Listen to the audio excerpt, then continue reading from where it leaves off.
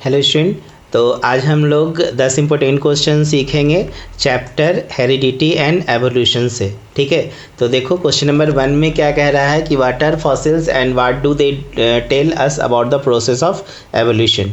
तो फॉसिल्स को किस प्रकार से बच्चों डिफाइन करोगे, तो बताना the remains of dead plant and animals which were buried under the rock million of years ago is called fossils. ठीक है ना, ये डेफिनेशन देखो आप बचपन से पढ़ते आ रहे हो। बचपन कहने का मतलब 7-8 क्लास में ही आपको ये फॉसिल्स का डेफिनेशंस बताया गया है कि जितने भी डेड प्लांट्स एनिमल्स हैं जो चट्टानों के अंदर क्या हुए, दब गए और मिलियंस ऑफ ईयर्स पहले, और वही आज हम उसे फॉसिल्स कहते हैं, जीवाश्म कहते हैं। और ये जो फॉसिल्स हैं ये एवोल्यूशन के विषय में आइडिया देता है। फॉसिल्स बताता है कि ऑर्गेनिज्म जो है या स्पेसीज जो है कैसे जो है लिंक्ड हैं एक दूसरे स्पेसीज से। बात समझ रहे हो ना। तो fossils show the link between the two species. Okay, second question देखो क्या कह रहा है, distinguish between acquired and inherited traits by giving one example of each and why are traits acquired during the life time of an individual not inherited. बच्चों सबसे पहले तो आपसे पूछा जा रहा है कि डिस्टिंग्विश करो, कहने का मतलब डिफ्रेंशिएट करो एक्वायर्ड एंड इनहेरिटेड ट्रेट में। तो देखो बच्चों, acquired trait is a particular characteristics that is developed during the lifetime of an individual। acquired trait क्या होता है, वह particular characteristics होते हैं जो पूरे जीवन काल में, ठीक है ना, पूरे जीवन में के काल में जो डेवलप होते हैं characteristics हमारे अंदर। जैसे कि मान लो कि जैसे एग्जाम्पल में लॉस ऑफ वेट ले लो ड्यू टू स्टारवेशन। अब मान लो कि कोई बचपन से ही भूखमरी का क्या है शिकार है, ठीक है ना, उसको समय पे खाना नहीं मिल पा रहा है, ठीक है ना, उनको जो पर्याप्त जो न्यूट्रिएंट्स मिलना चाहिए वो नहीं मिल रहा है, जिसकी वजह से उनका वेट क्या हो रहा है, लॉस हो रहा है। तो इस ट्रेट को हम लोग क्या बोलेंगे, एक्वायर्ड ट्रेट बोलेंगे। तो सच कैरेक्टरिस्टिक्स आर नॉट जेनेटिकली, तो ये एक्वायर्ड ट्रेट जो है इनके जो कैरेक्टरिस्टिक्स है वो जेनेटिकली कंट्रोल नहीं होते हैं, ठीक है ना, और ये नेक्स्ट जनरेशन में पास भी नहीं हो सकते हैं। बात समझ रहे हो ना। क्योंकि देखो यहाँ पे वेट कम हो जाना, कम होने के पीछे का कारण क्या बता रहा है, स्टारवेशन, भूखमरी बता रहा है, ठीक है ना। तो ये कॉज जो है जनरेशन टू जनरेशन नहीं जाएंगे, क्योंकि ज़रूरी नहीं कि ये जनरेशन गरीब है तो आने वाला जनरेशन भी गरीब ही होगा। बात समझ रहे हो ना। जबकि इनहेरिटेड ट्रेट में क्या होता है कि transmission of particular characteristics from parent to their offspring. But जबकि इनहेरिटेड ट्रेट्स में क्या देख रहे हो कि कुछ खास कैरेक्टरिस्टिक्स जो पेरेंट से सीधे सीधे कहाँ जा रहा है, ऑफ स्प्रिंग में जा रहा है। कहाँ जा रहा है बच्चों, ऑफ स्प्रिंग में। तो इस तरह के ट्रेट को हम लोग क्या बोलते हैं, इनहेरिटेड ट्रेट्स बोलते हैं। ओके ना, जनरेशन टू जनरेशन ये चलते रहता है। तो such traits are generally determined characteristics that distinguish a person. जैसे कि कलर ऑफ स्किन ले लो, बात समझ रहे हो ना, कलर ऑफ स्किन। इसके बाद देखो the acquired trait can not change the DNA of the germ cell. ये जो एक्वायर्ड ट्रेट होते हैं वो जो है can not change the DNA of germ cells, ठीक है ना, इसके सेल के जर्म सेल के डीएनए को चेंज नहीं कर सकता है, ठीक है। And therefore the acquired trait can not be inherited, इसलिए एक्वायर्ड ट्रेट को हम लोग इनहेरिटेट भी नहीं कर सकते और generation during the life time of an individual, ठीक है। और सेकेंड बस यही तो आपसे पूछा था कि why are the trait acquired during the life time of individual और नॉट इनहेरिटेड। तो सिंपल सा आंसर देना कि acquired trait can not change the DNA of the germ cell and therefore the acquired trait can not be inherited over the generation during the life time of an individual. Third question देखो, with the help of flow chart explain in brief how the sex of a newborn in genetically determined in human being। बच्चों यहाँ पे simple सा आपसे पूछ रहा है कि ये जो रिप्रोडक्शन होते हैं, रिप्रोडक्शन में मेल और फीमेल गैमेट्स जो आपस में जो क्या बोल सकते हैं यहाँ पर, फर्टिलाइज जो होते हैं वो मेल बेबी होंगे या फीमेल होंगे, ये किस पे डिपेंड करेगा, तो ये डिपेंड करेगा कि किस प्रकार से ये जो है गैमेट्स जो हैं आपस में फ्यूज़ हो रहे हैं। जैसे कि आपको पता होना चाहिए कि मदर्स के पास जो गैमेट्स होते हैं वो दोनों एक्स गैमेट्स होते हैं, और फादर ये मदर शोभा में जो गैमेट्स होते हैं वो एक्स होंगे, जबकि फादर स्पर्म में एक्स एंड वाई होते हैं। और ये जब एक्स मान लो इधर मदर से आया एक्स और फादर से एक्स, ये जब मिलते हैं तो जो बेबी होते हैं ऑफ स्प्रिंग्स होते हैं वो फीमेल होते हैं, फीमेल चाइल्ड, ठीक है ना, दैट इज़ गर्ल। और जब मान लो मदर ओवा से एक्स आया और फादर स्पर्म से वाई आया, तो ये मिलके मेल चाइल्ड बनाते हैं। तो आप देख रहे हो ना कि इस पूरे प्रोसेस में जो है फादर्स जो हैं के गेमिट्स वो टोटली रिस्पॉन्सिबल हैं determination of sex of child, that is male और फीमेल। ठीक है, समझ में आ रहा है। तो यही आपको एक फ्लो चार्ट बनाना था sex of new born baby को समझने का, कि वो मेल होंगे या फीमेल्स होंगे। ओके, नेक्स्ट क्वेश्चन देखो, how is equal genetic contribution of male and female parent insured in the progeny. तो बच्चों ड्यूरिंग सेक्सुअल रिप्रोडक्शन में क्या होता है कि फीमेल गैमिट और egg cell fuse with a male gamete और sperm cell which are haploid to form zygote. अभी जैसे हम लोग देखें ना कि सेक्सुअल रिप्रोडक्शन में क्या हो रहा है कि फीमेल गैमिट और एक सेल जो है वो फ्यूज़ करते हैं मेल गैमिट या स्पर्म सेल के साथ और जायगोट बनाते हैं, और ये zygote is diploid which contain 23 chromosomes. और ये जो जायगोट्स के पास कितने क्रोमोजोम्स आते हैं, 23 फ्रॉम मदर से एंड 23 फ्रॉम फादर से। तो इस वे में होता क्या है, आप देख रहे हो ना कि इक्वल जेनेटिक कंट्रीब्यूशन हो रहा है मेल और फीमेल पेरेंट्स का दोनों। ठीक है ना, तो स्वाभाविक है कि 23 पेयर्स जो होंगे किस में आएंगे, तो जो ऑफस्प्रिंग होंगे प्रोजेनी होंगे उनमें भी 23 पेयर्स कैरेक्टरिस्टिक्स इंटर्ट करेंगे। यही चीज़ यहाँ पे पूछा था, how is equal genetic contribution of male and female parents insured in the progeny.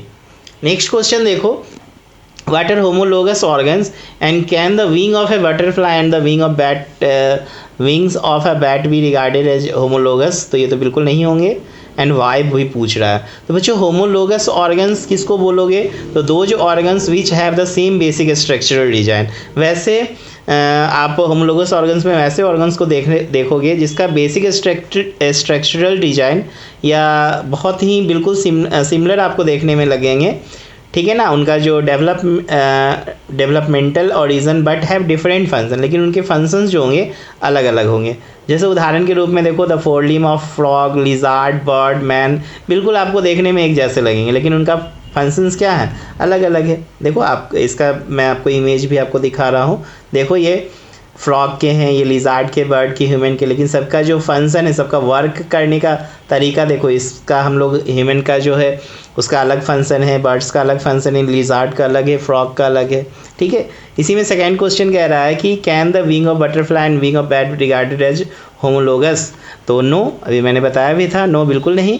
The wings of butterfly and wings of bat can not be considered homologous organ because they have a common function for flying but their origin and structure are not common. ठीक है ना, देखो उनका function क्या है, दोनों का function तो फ्लाइंग है लेकिन उनका ओरिजिन एंड स्ट्रक्चर जो है कॉमन नहीं है, इसीलिए ये एनालॉगस होंगे ना कि होमोलोगस होंगे। ओके, नेक्स्ट क्वेश्चन देखो, क्वेश्चन नंबर 6 में distinguish between the homologous organ and analogous organ.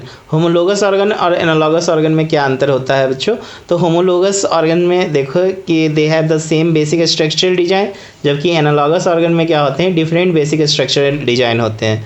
Homologous organ में देखोगे दे परफॉर्म डिफरेंट फंक्शन, जबकि एनालॉगस ऑर्गन में देखो दे परफॉर्म सिमिलर फंक्शन। अभी जैसे हम लोगों ने देखा था ना पिछला एग्जाम्पल में, homologous organ they appearance are different, जबकि analogous organ they have similar appearance. Okay, next question देखते हैं हम लोग।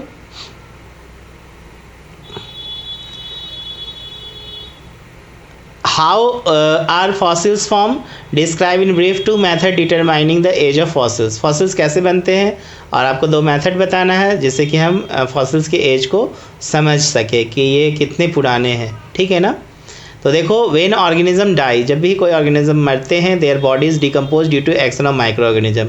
कोई भी पेड़ पौधे हो या फिर कोई भी ऑर्गेनिज्म हो, एनिमल्स हो, जब वो मरते हैं तो उनके बॉडी को डिकम्पोज करना स्टार्ट कर देते हैं कौन, माइक्रो ऑर्गेनिज्म।